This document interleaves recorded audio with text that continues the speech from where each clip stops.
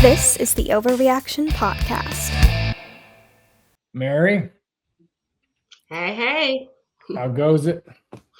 Not bad. How have you been? Oh, I'm doing all right. I got some good riding in. Oh yeah? This Yeah, weekend?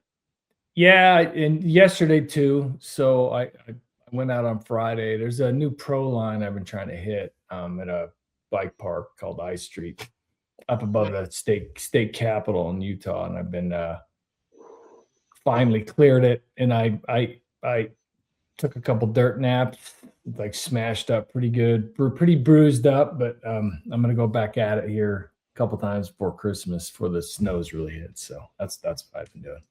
That sounds like a lot more fun than my weekend. Oh yeah? Yeah, I spent it working, but in a good way. It was funny. I actually posted about it on LinkedIn. I woke up on Sunday morning, and next thing I know, I ended up working for 4 hours and actually enjoying what I was doing. So it was good. Yeah. Well, that's rare. Working Yeah. over the weekend and enjoying it. Yeah. Well, I'm really geeking out on what I'm doing right now. So We'll have to jump. Yeah, so we'll just start there. So what are you doing now? Because you went from Leidos. We'll go back to your career, talk about different stuff. Leidos to Rocket Data. So what is it you're working on that you can tell me without having to kill me after you tell me? Right. Well, I always will have that opportunity. Yes. That option, right? You reserve the right. Yeah. I reserve the right. Exactly. Yeah. So I'm actually working right now on looking at data governance and implementing some of the new policies that we're seeing from coming down from the administration. I'm really liking what I'm seeing coming out of HHS, kind of like their governance for working across multiple agencies. So I'm in the middle of responding to an RFP. I don't mean to interrupt. Can you talk about that, the difference from before to now? Okay. So the previous administration, so what's happening now? What do you see that's improved or streamlined or give you hope versus how things were before? Yeah, so I think a big difference has been the willingness of this administration, the desire of this administration to do things differently and differently than the way they've been done before. So, I mean, look at what we're looking at with the FAR rewrite. That's massive. That has never been undertaken before, period. They've done a complete shift in the way that they acquire these types of tools. So for the Department of Defense, for example, they built this thing that's called TradeWinds, which is basically a marketplace for commercial capabilities that traditionally don't have really the competitive opportunity to get into the space because it's highly dominated by the big gorillas, the defense contractors, and they play dirty, right? They use the FAR and other things to keep the innovative small businesses out that are really bringing the best of Silicon Valley forward. And they've tried to do things like DIU in the past, but they never really had a bridge between that commercial solution offering, which is a CSO. It's a rapid acquisition process that's open to bringing those type of companies in that may not necessarily have the past performance. But they didn't have a bridge between that to enterprise, to being actually procuring them. So there's a really interesting company that I love. It's called Outpatient App, and this guy's faced this, right?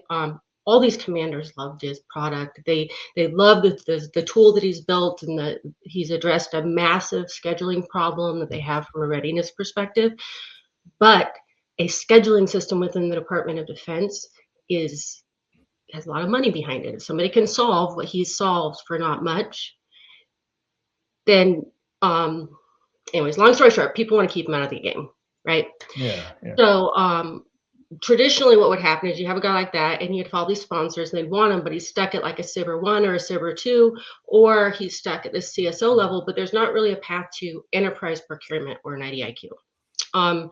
So that is what they've done, is that if you've gone through SIBR, or if you've gone through a CSO and you have one of those prototypes, you are now awardable on TradeWinds, and you just have to submit a quick video for your product. Once you get on there, any agency can procure you directly from TradeWinds without having to compete it again. It's a massive change. So for the layperson, what's SIBR?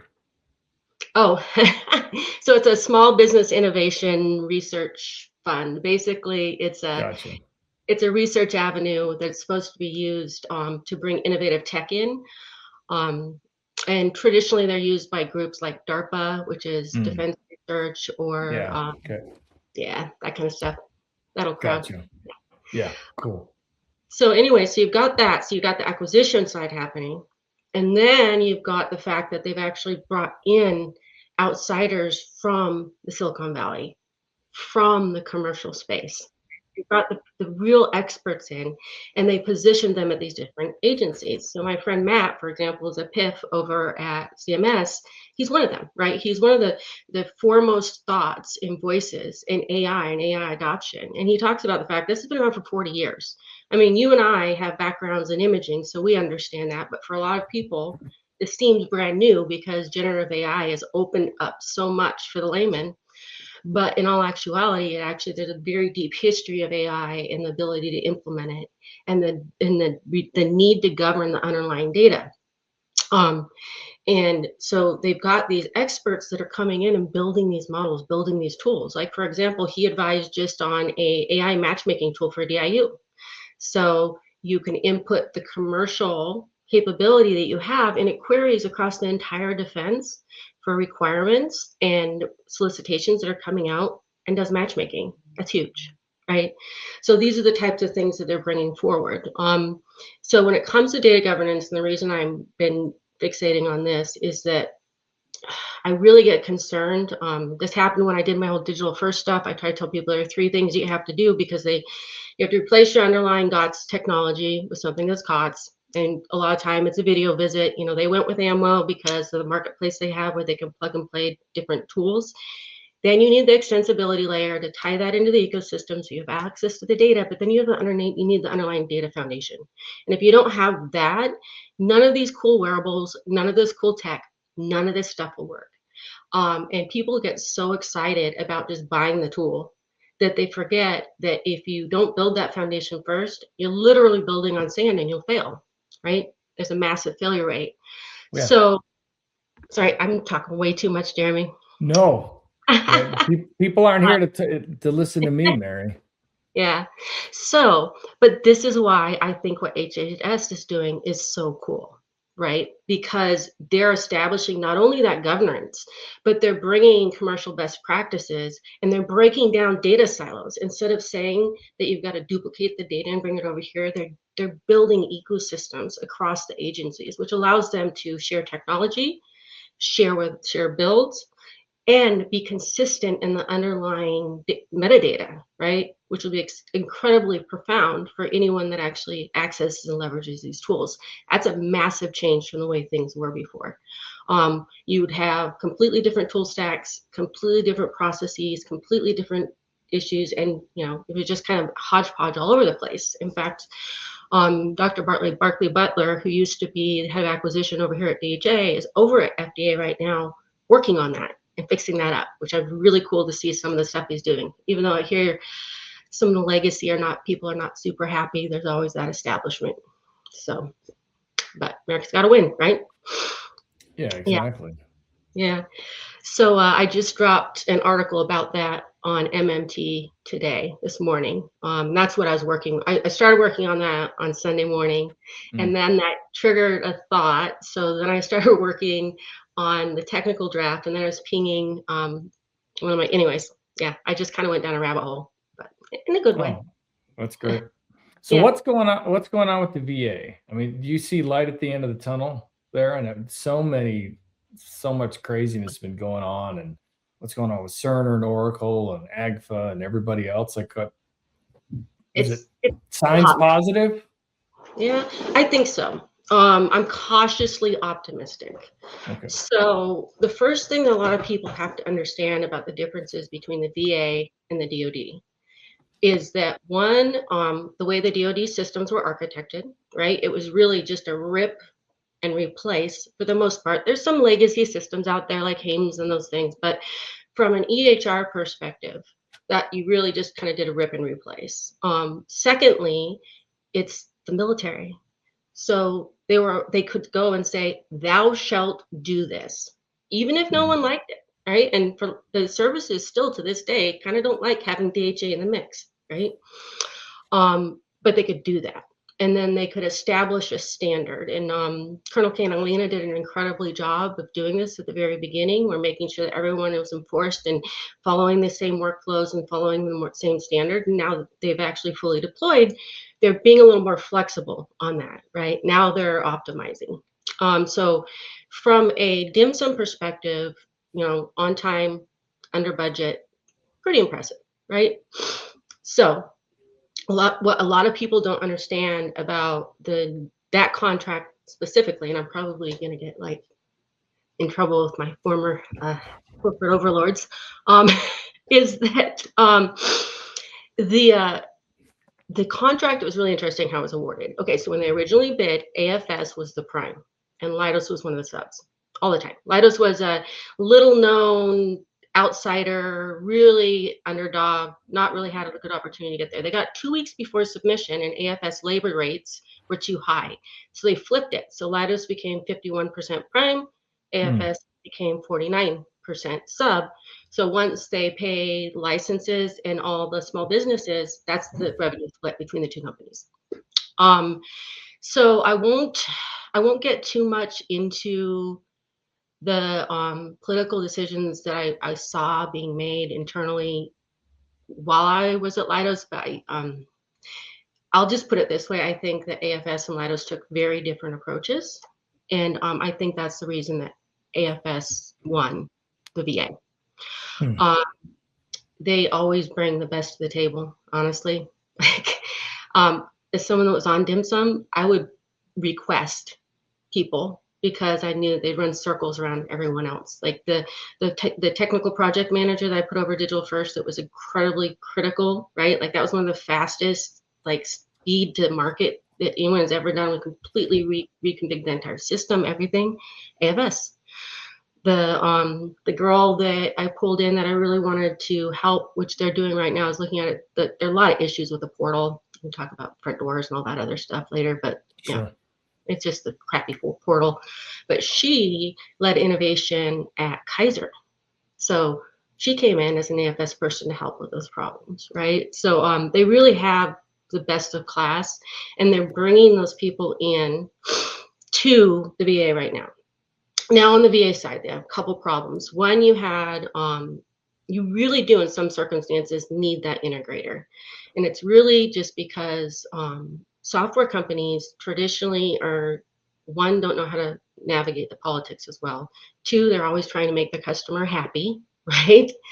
And then three, they aren't going to understand the broader scope and depth of what actually truly needs to happen. So when they were first trying to deploy, I watched it over and over again. Every VISN wanted to do everything their own way. They wanted their own workflows their own way. Like it's the VA. There are all these little pools of politics, right?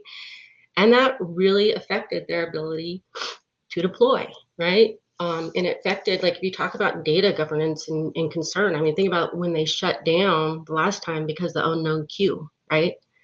Where they had this unknown queue where stuff was just cashing out. It would cost them massive problems from the VA side. And I don't know if we want to drop a link in for people to see or whatever, but so where was I going? Oh, and then the third thing. So at the VA, Vista is not architected the same way that it was on this side. And the VA and the DHA bought differing models, even though they're on the same platform.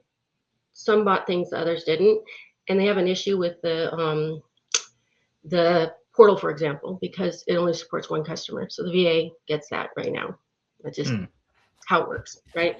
But with Vista, it was more modular. So Vista isn't a rip and replace. There are a lot of like systems and things that feed into it. So there's a much broader modernization going on at the VA beyond the deployment of the EHR.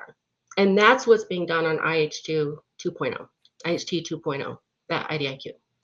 So you kind of have this one side of modernizing the rest, and then you have the deployment of the system, and now you're bringing in an integrator that's done it already, knows the gotchas, and is bringing the key personnel to the table that deployed it on the other side. I think that's critical, right? And so I think that's really going to give them a better shot. Now they're in the middle of a transition to OCI. It's going to be a challenge, but it'll be fun to watch for sure. So do you think long term Oracle buying Cerner helps the cause, helps them?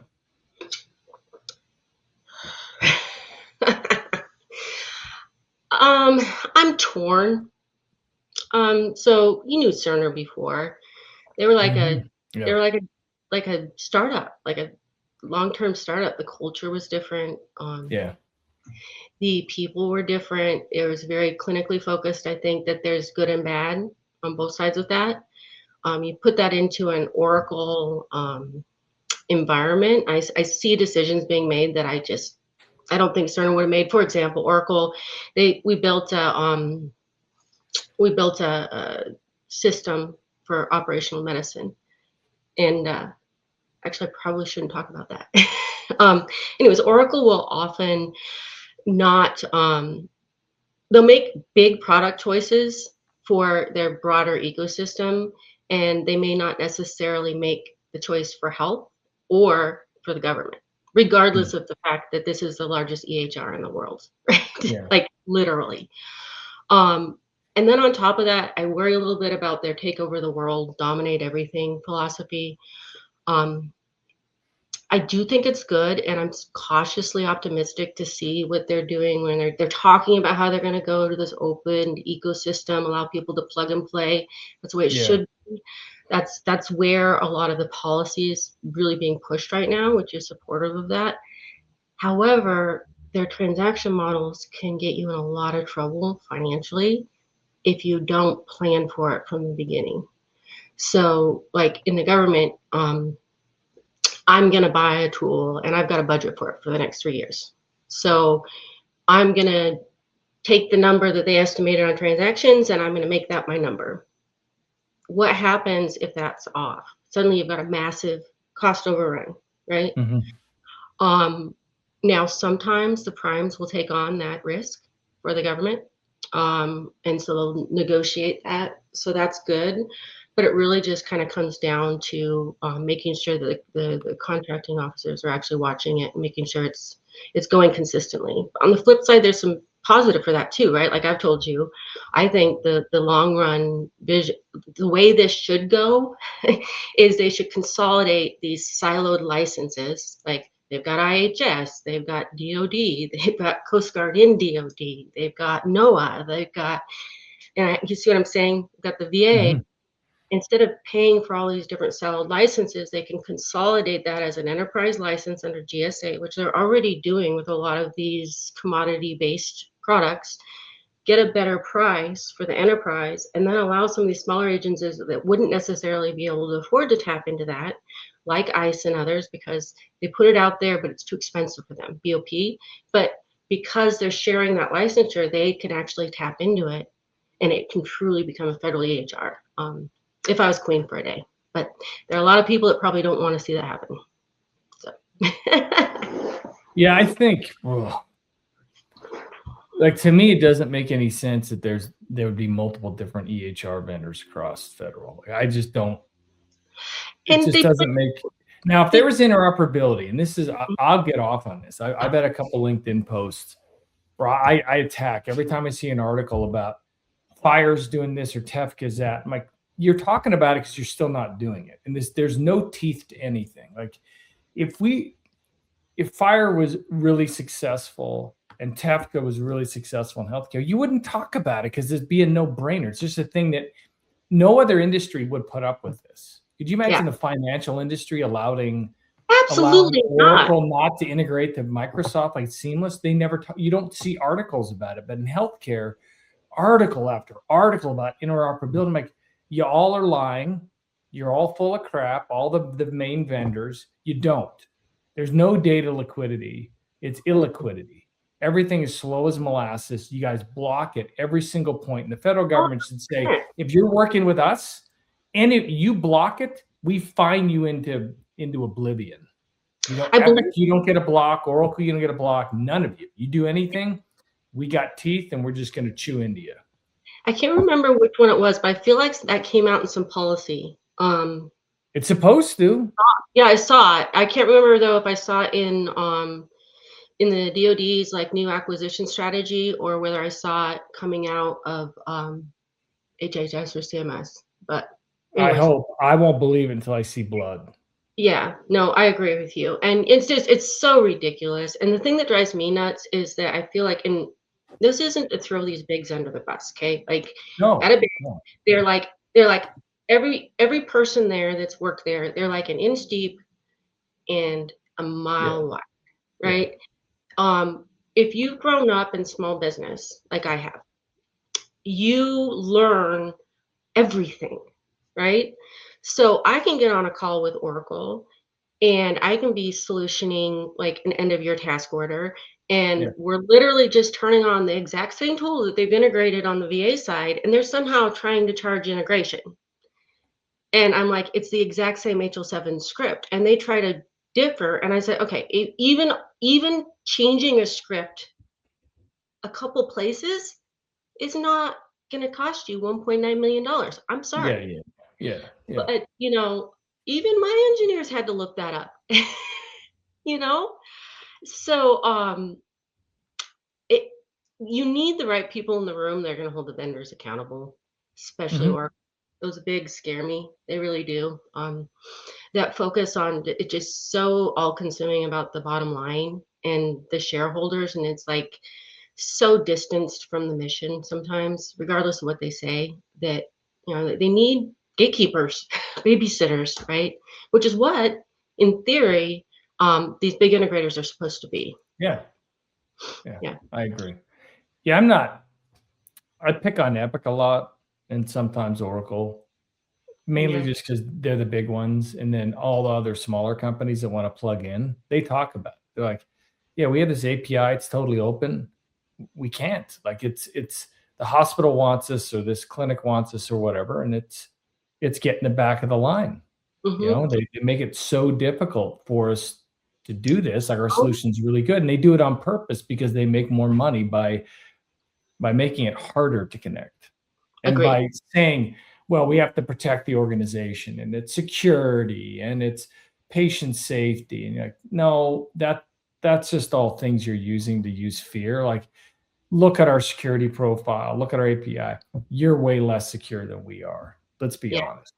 Yeah, and they need to shift the business model. They really do. And that's why I'm cautiously optimistic about what Oracle's talking about, because it seems like more of a commercial model. I just have a look where Seema came from. She knows. Yeah, I know. Right? She knows. She knows. Yeah. I mean, think about it. Like first you had meaningful use and you saw how they played games with that. Then we went through the whole app orchard and Cerner code stuff. I mean, when I first started at Leidos, one of my jobs on DIMSUM was to manage the partnership for health, defense, health, right? LPDH, Leidos Partnership for Defense.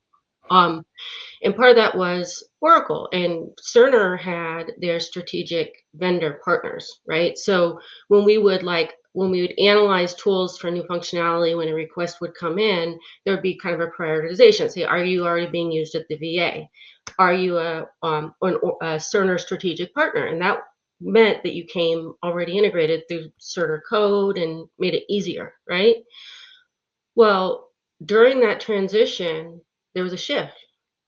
And so suddenly it was even, it was hard for the people that were working on program to go through that, because here we go from working together collaboratively to bring these tools in to having very different corporate agendas forced down on the people that are executing. I realize that's normal with the merger, but yeah, I saw a lot of that.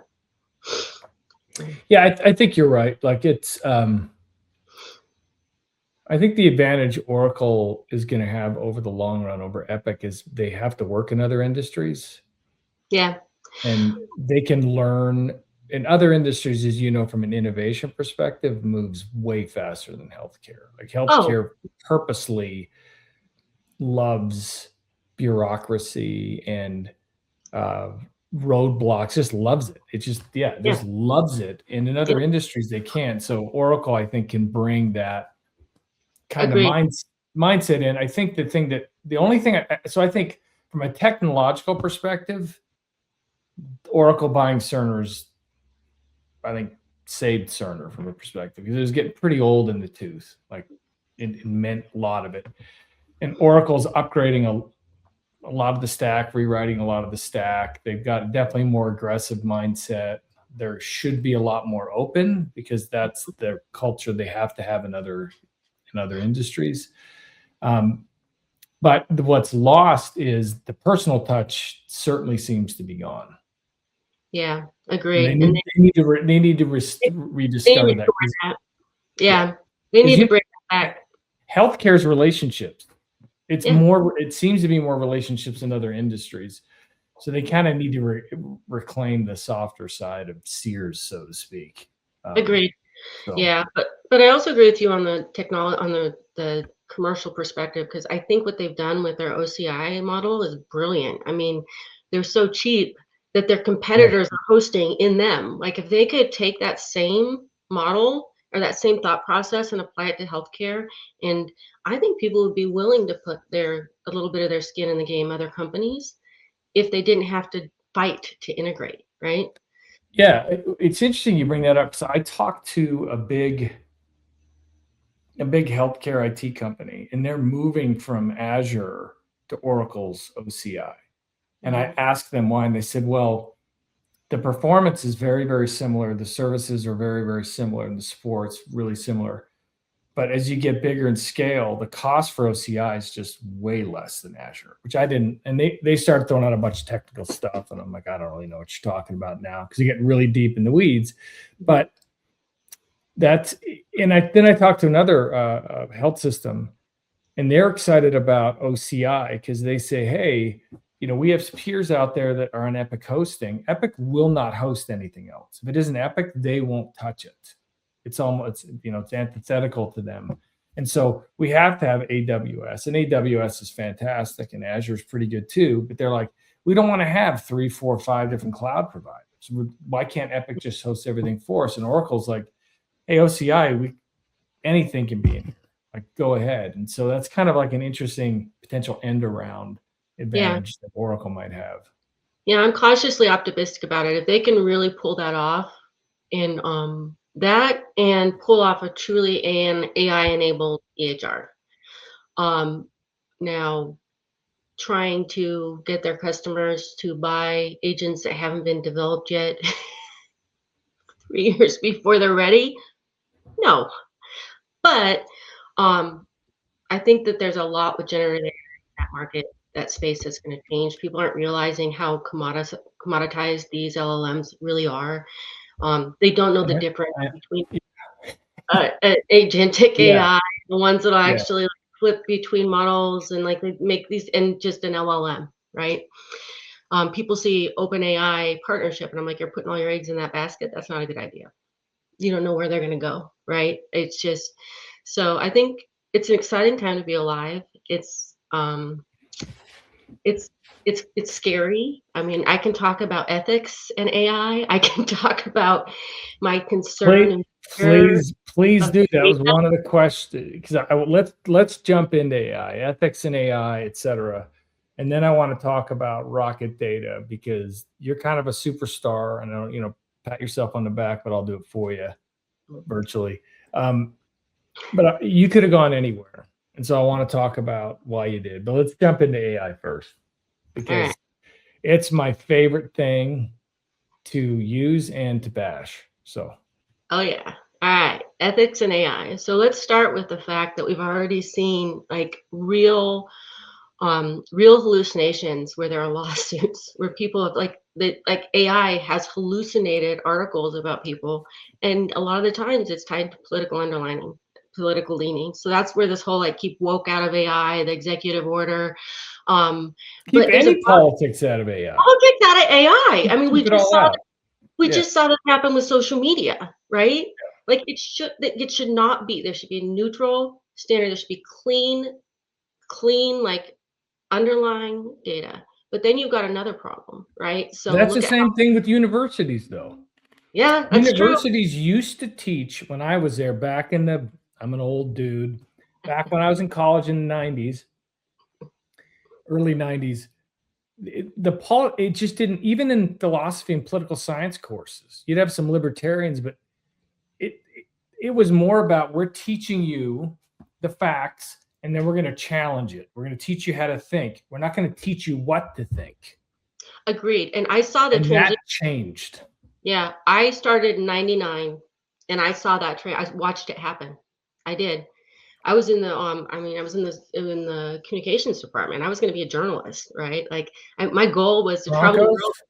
Yes, Boise State. I was editor-in-chief of the Arbiter. What happened to them against Washington in the bowl game? I don't even want to talk about it. Holy, sorry. Yeah, hey, 2017 when I graduated with my master's, we were doing pretty good. Oh, Boise! I love Boise State, so I'm a huge fan. But anyways, you're right about the academia thing. So you've got a couple other things. One, a lot of these LLMs they're commodity based, right? We are the commodity. So they're learning and teaching themselves based on the volume of content that is put out. I think that, like, regardless, I know I hate having to say this, but regardless of where you stand politically, there are certain voices that are much louder and voices that are not accepted, and that's going to create skew and bias within these AI that are analyzing these things. And then you've got an even broader problem where American values and ideals are really based on Judeo-Christian views, right? Mm-hmm. You look at our democracy, the underlying system, everything about us is very unique, and that's not necessarily reflected outside of the borders of the U.S. Sure. So it was interesting. I was talking to my mentor, Matt, the guy that's over at CMS, and he was talking about that and about how that could influence it. And that just was like, oh my gosh, that just terrified me. And even now, like, I went into Gemini multiple times, and I'm trying to give a final scrub on my newsletter, right? Yeah. Argues with me about whether the Department of War is the Department of War or the Department of Defense. Literally argues back, won't change it. Then I go over to Gemini, or to Grok. I ask Grok. Grok brings back up, actually via executive order, yes, it's a congressional thing, but this happened, blah. I drop it in. It says, yeah, I know. Still wouldn't update it. Like, regardless, an AI agent should not do that. Like, and people have these experiences all the time, right? So, well, and I've watched a couple of different podcasts, they show how they can literally manipulate Gemini and some of these other LLMs to change its mind on something that it even was pulling in accurate data from like 10 different sources, and they could get it to contradict itself. Yeah. That. And that's where it's supposed to be. I view AI, these LLMs, as an intern. I'm not just going to take what an intern gives on my desk and submit it. No way in the world. It's like, go research this, look for punctuation, whatever it is, and then get rid of your stupid M dashes, for crying out loud, and whatever, right? But so many people don't. I see it. We have customers that will submit things in our platform before they launch it. We don't, like, our platform's full self-service, but we try to be like the good angel on your shoulder to go like, you really want to do that? We can tell you, like, your marketing person just went into Gemini or Chat, right? And that's what they put. Did you really want that to go out? You sound like a disassociated psychopath is what this reads like. Maybe don't do that. Yeah, and that's so first you need the human in the loop all times. I really truly believe that. Yeah. It's mandatory. And honestly, people need to still maintain their ability to think critically. Critical thinking is important, right?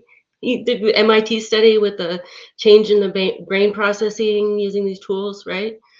But in addition to where was I going with that? I had something I wanted to say. Shoot. We were talking about AI literacy. AI literacy. Okay. Oh yeah. So it's interesting because a big part of this is change management and adoption, right? Like this is transformative for our entire culture, just as the computer was transformative, just like the Mhm. internet was transformative, right? It's the same thing, and it's not only transformative from a technology perspective, but it's transformative from a process and a people perspective. It's changing the nature of work. So the types of jobs that are going to exist are going to be completely different in the future. It's changing the way that we interact with technology, and it's changing our processes. If you try to just go in and just buy an AI tool and implement it, and not truly assess and make it's a process change, it's a cultural change, and what was it? You would know this a statistic was it on class I read it was either Class or Gartner that said that it was like 88% of these efforts fail because of it. MIT came out and says 95%. Oh, wow. Yeah, it does not surprise me though, right? And so that comes down to understanding, that comes down to change management, and then it comes down to AI literacy. You've got these people that are having this tool, they're scared, they're told to use it. They're watching companies like Accenture that just let go of, a third of their they deployed AI tools, they watched who used them and who didn't, and then they got rid of the people that couldn't adapt to AI. So you've got this Yeah, but fear. then you have Deloitte get busted twice and Why fined is there because they used that? they had AI produce the brief based on synthetic data that wasn't even real. I got so oh my gosh, it was insane. Not only that, where they charged like 400 something $1,000 for it. Yeah, I don't know. I mean, it was, I I wrote a script that's good enough to run a market analysis that does a comparative to like Gartner for like a 28 to 30, get you started, right? It's good enough to get you started. And that these big consulting companies, if they don't get it into their heads that it's no longer a game about hours and it's all about outcomes, they're going to be obsolete. Like I just can't see it. But you've yeah, got so back to my point. You got these people that are scared. They're going in there. They're using this tool, and they're making themselves look really foolish.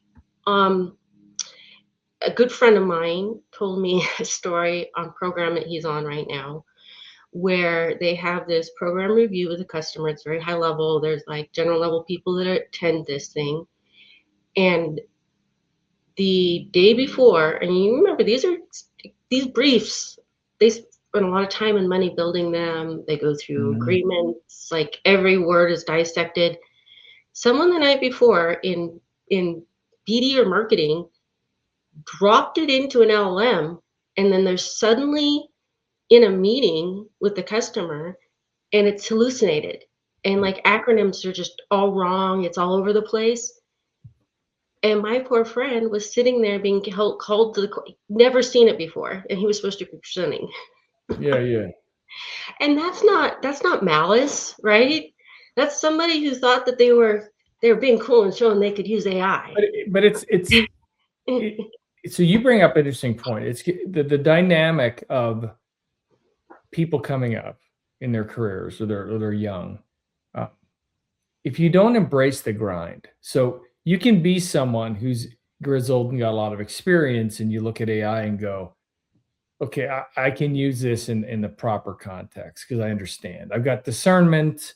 I've got enough experience to look at this and go, hang on a second, my BS meter. I don't know for sure, but something that isn't right. I'm not going to trust, and I'm definitely going to verify, right? But young people don't know, and so if you're outsourcing your critical thinking, where you're not developing that muscle, there's a story of this guy who buys a ranch, and it's not a big ranch. And he has his sons out there, working with cattle and whatever, and they're not doing a really good job. And the neighbor next to them is watching these boys screwing up, and they're not doing a really good job in terms of running a really successful cattle ranch, livestock ranch. So, and as he pulls in, the old rancher next to him says, "Hey, your sons need to do this, and they do this, and they do this." And he says, So, well, I'm raising boys. I'm not raising cattle. And his thing is they need to grind and make mistakes and learn the hard way. Certainly going to step in and help them out. And if you're not taught through experience how to think, how to do something yourself, it's the same thing with an FSD. Don't use auto. I'm not a fan of the autopilot, that kind of thing. Like I like to drive, but it's also, there's something about being able to have spatial awareness and understand, and over time be able to figure out what happens if you don't know really how to drive, you don't really know how to navigate, you only can do it with a GPS, and you don't know how to, have your brain being active, focused, but taking in the greater context. Whatever happens if you had to, you can't. And so people say that's a silly comparison. Like, no, it's an absolutely apt comparison. How do you know if you haven't had to write yourself?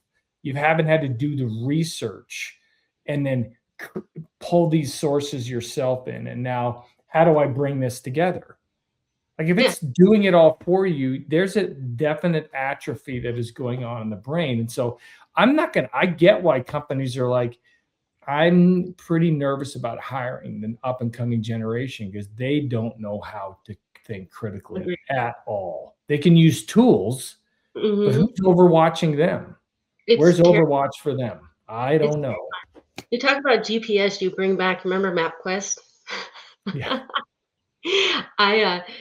In college, one of my girlfriends had this job with California Casualty, the insurance company. It was like private insurance for police, fire, and education. And she was complaining about how, she made this salary and she only worked like 3 hours a week. And I'm like, what? So I applied for it. I got the job. And it was great working on my master's doing that. But I was a road warrior. So I would print MapQuest or have my maps with me. And they would fly me to like Colorado. I was a kid. I started college at 16. Okay. Like when I was doing this job, I was like 19. I had my master's before I was old enough to drink. So, but it taught me, like, they'd fly me into Colorado and I'd be driving all over Colorado and rural Colorado, just going to do these visits. Right. I'd drive all down through the Nevada desert to go to a firefighter event that's like outside of God knows where. It was kind of between Reno and Jackpot. I can't remember exactly where it was. It was middle of nowhere. But anyways, but these kids, they don't have that. Like, I mean, I'm teaching that. I'm instilling that in my daughter. And I look at some of the kids that are that younger generation, like what are they called? Gen Z or something now? What are they now? I don't know. 11. Alpha, I think it is. Alpha? Yeah. Anyways, they seem a little more feral. They seem a little more. To be.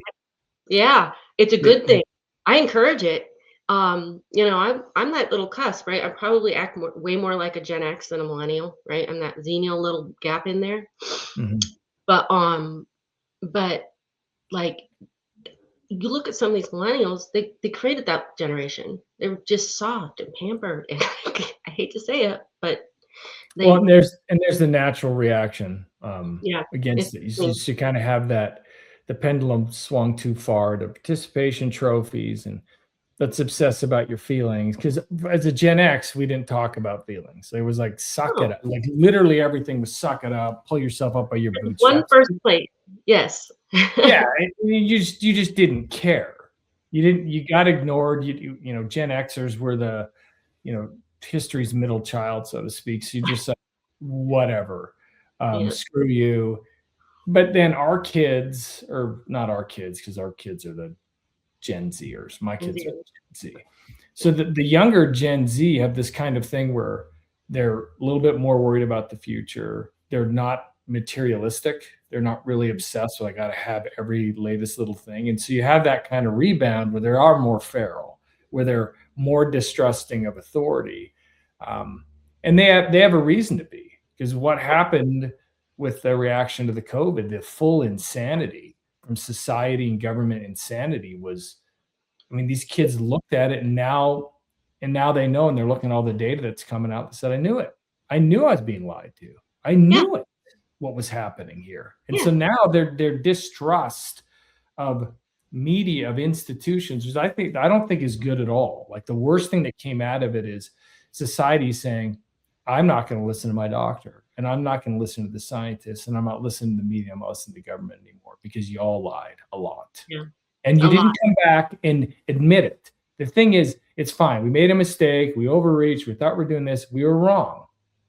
We They doubled apologize. down.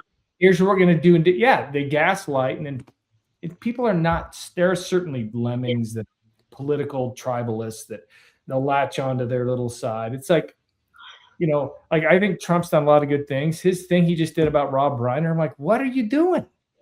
I saw that. I was like, dude, like, why? You Like, have to call out your own side. You have to call out your own side. It's easy to go, well, the left is blah, blah. And I'm a libertarian. I don't really give a, I'm like, leave me alone, whatever. But I've liked a lot of stuff that Trump's done, but I'm still going to call out and like, holy cow, what the heck are you doing? Yeah, well, I still remember when I saw him run the first time. It was in the primaries. Yeah. I was a big Rubio fan at that time. Yeah. And then I heard him talk, and I was like, huh. And so I was talking to my buddy Scott Simmons, who was at University of Miller School of Medicine. Yeah. And I was like, what do you think about Trump? He's like, what are you talking about, right? And I'm like, no, it actually has some interesting things to say. And as someone that works in government, if an outsider really could come in and just pull away from the politics, that's what we need, right? So went for it the first time. And I really think he got, like, what he went through was so horrible. Like, watching it, it still shocks For me. your average person, they want to get close to him. Mm-hmm. Like they'll say, hey, these are good policies.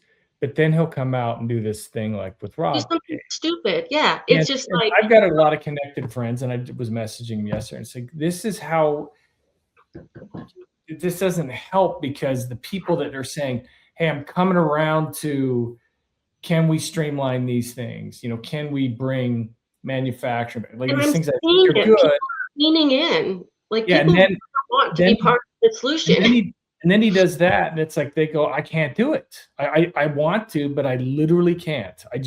What in the world? The dude just got stabbed to death and blah, blah, blah, and he's coming out and come out with this.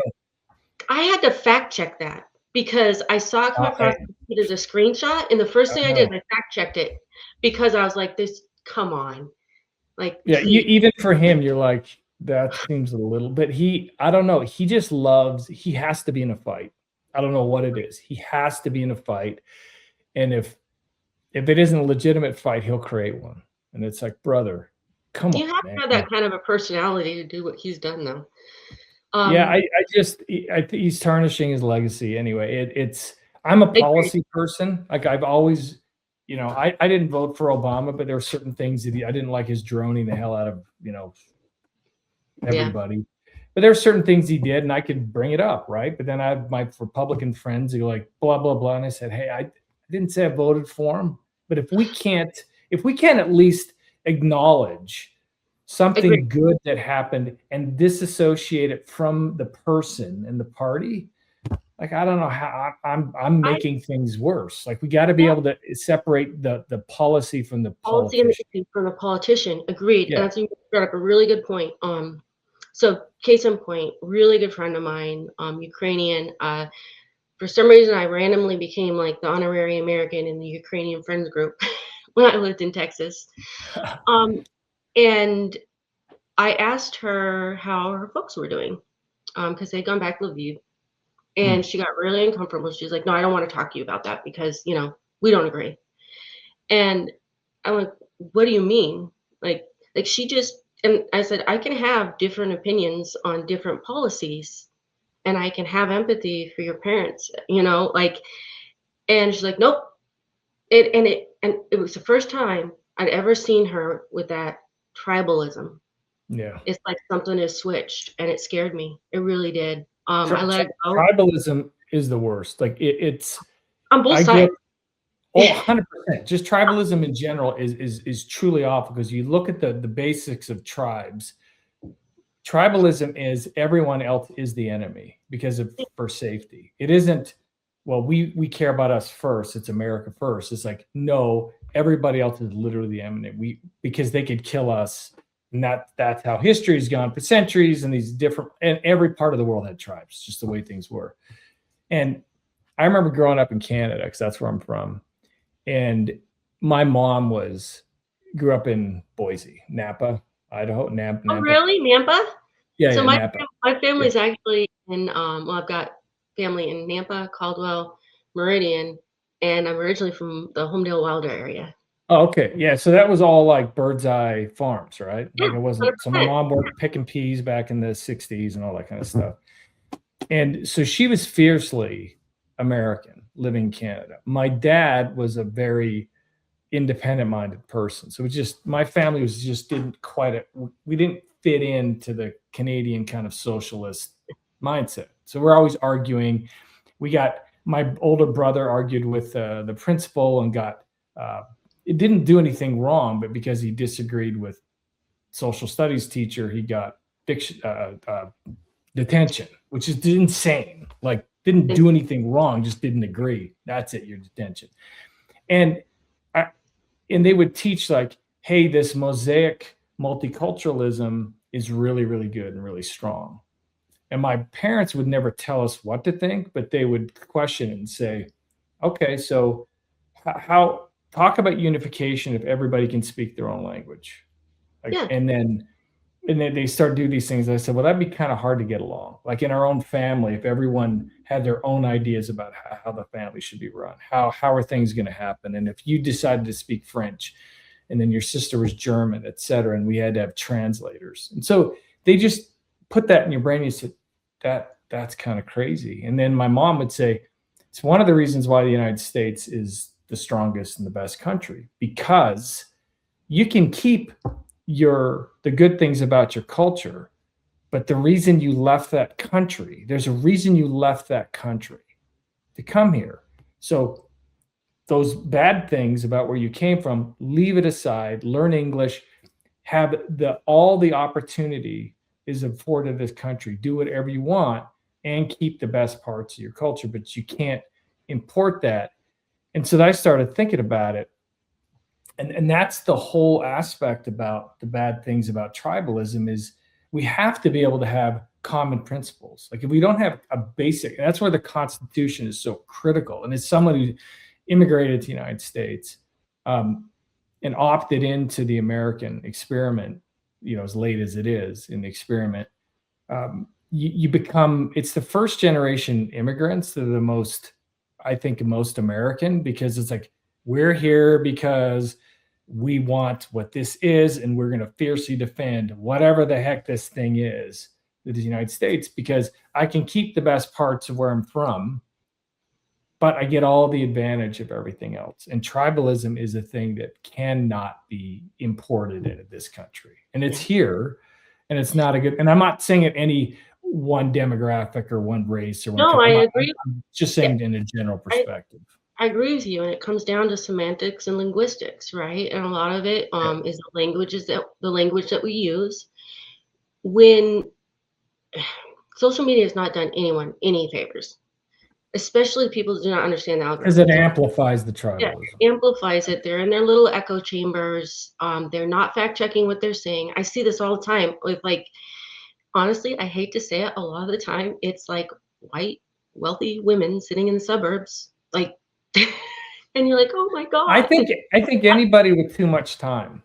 I think anyone that has too much time and they don't have a true purpose, a true productive thing, are dangerous. And it's so easy to hate someone, right? And when you start using these extreme labels, right? Like, and I'll say it both sides, right? That person's a communist. That person's they're a fascist. Yeah, it's an ad hominem that shuts down the conversation. Yeah, and it's not true. It's completely irrelevant. But what it does is it shut down Socratic debate.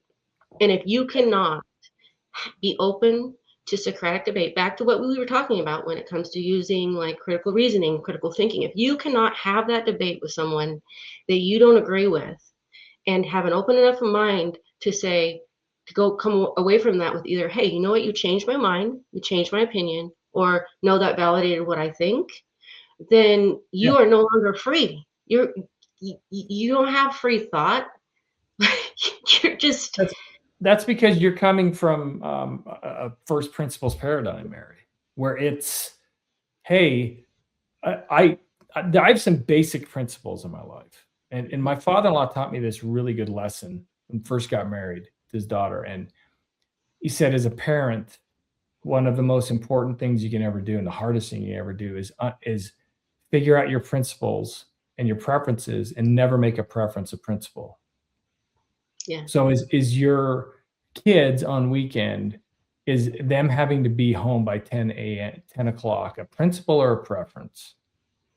And I'm like, and my parents was all principle. And he said, so 10 o'clock is a principle, or that they need to be home at a decent hour a principle? He said, what about 10:30 or 11? And I'm like, Depends on their age. and now he said, like, after midnight, nothing ever good happens. So midnight is certainly, anything after that is not a preference. That is a principle, because it's just every statistic. He's a lawyer, crime statistic, Yeah. etc. Nothing good happens. Nothing good happens after midnight. It's like, that's principle. But 10 versus 10:30 versus 11, and then your kid can argue with you, and they know it's BS. They know it is. They're like, there's nothing sacred about 10 a.m. Show me the physical, metaphysical principles about 10 p.m. that it is. And I mean, most people, and you're alluding to this, do you sit down, like, I'm more on the right. I'm a libertarian, so more on the right than the left, but I have a lot of friends that are not just a little on the left, they're really on the left. Yeah. And we have more in common than we do that's uncommon between us. And that's it. But if you, like your friend, goes, well, you're not just giving Zelensky whatever you want. It doesn't matter. He's stealing enormous amounts of money, and the cronyism there's just through the roof. It's like, I can support your people, but if you think I have to support your corrupt president, I'm sorry, right? Like, I'm very much not in favor of the CCP, but I have nothing against the Chinese people. Yes. Right? We can separate the person from the policy. Yeah. And you can have empathy, and you can care. You can have empathy for the other human beings in your life, and something's got to. I really hope that more people speak up and speak out, are willing to have that debate. I see it happening right now. I see people leaning in. I think the next 3 years are critical. So to your point, when he posted that thing, I was like, oh, good God. You just put it back. You just took 3 or 4 months of progress away, and you said, you just because honestly, I'm in it. Like, there are a lot of people, they say fraud, waste, and abuse. The fraud is like, it's so, but there are people that want to fix it. Yes. There are people that truly believe in the mission. There are people that truly see it, and they have never been empowered to change it.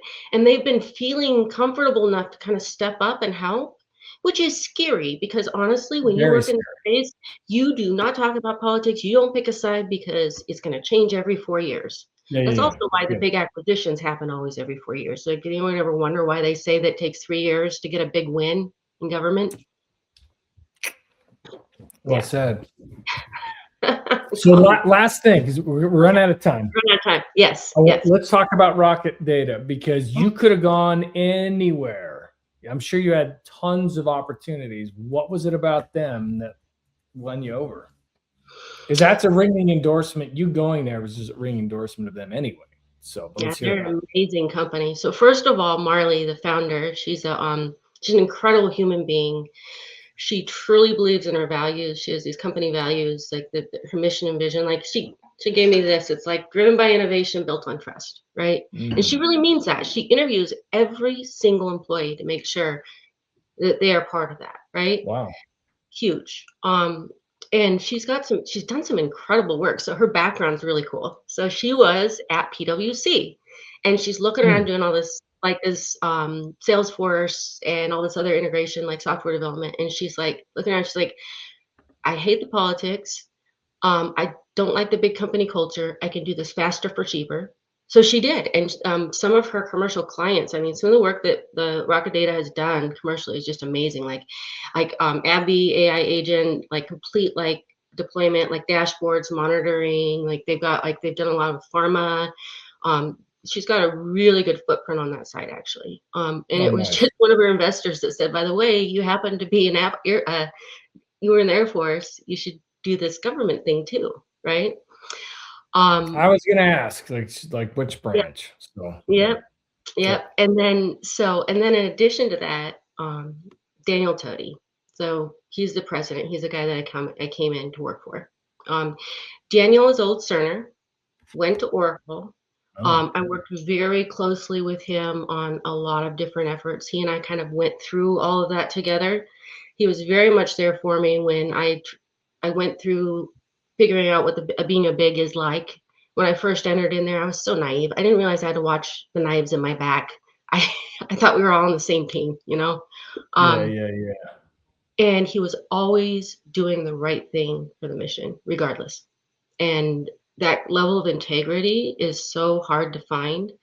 That when I had the opportunity to come in and help him, like, because he's already, they've got the commercial side, and what that he really wants to bring, like those best commercial practices into government, better, cheaper, faster. Nice. And I'm like, yes, I can get behind that, right?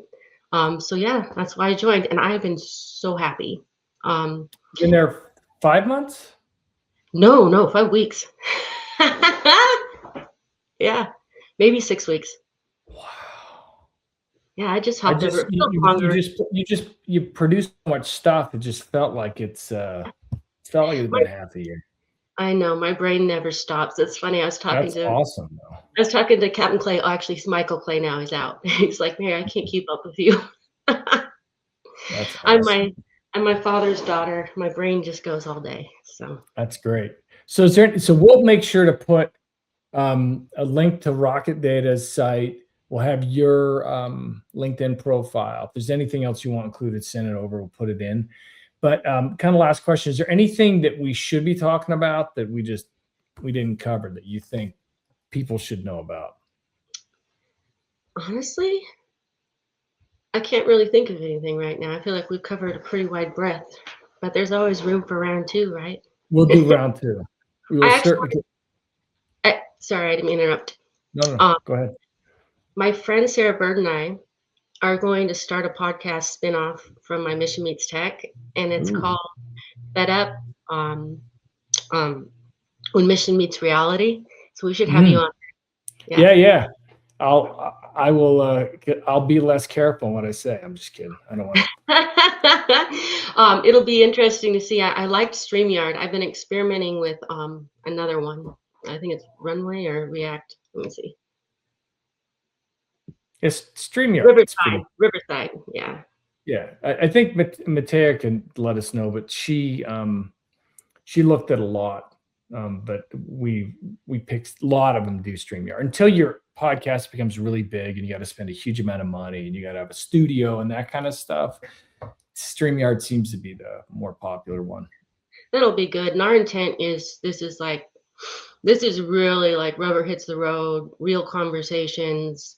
And when are you going to do it? When are you going to start it?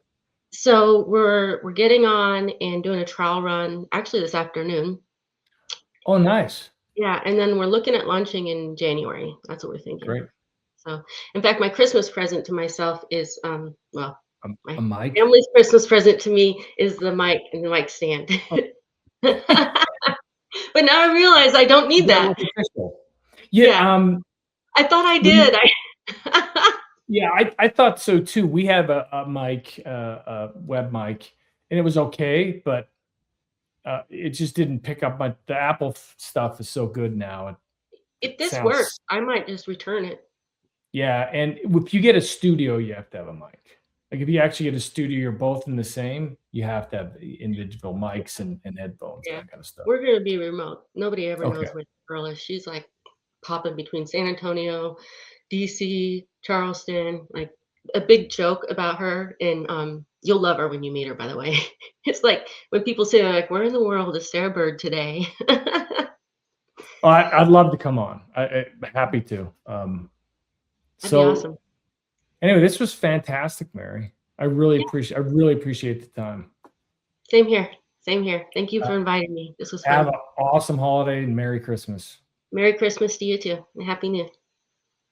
See you, Cheers. Mary.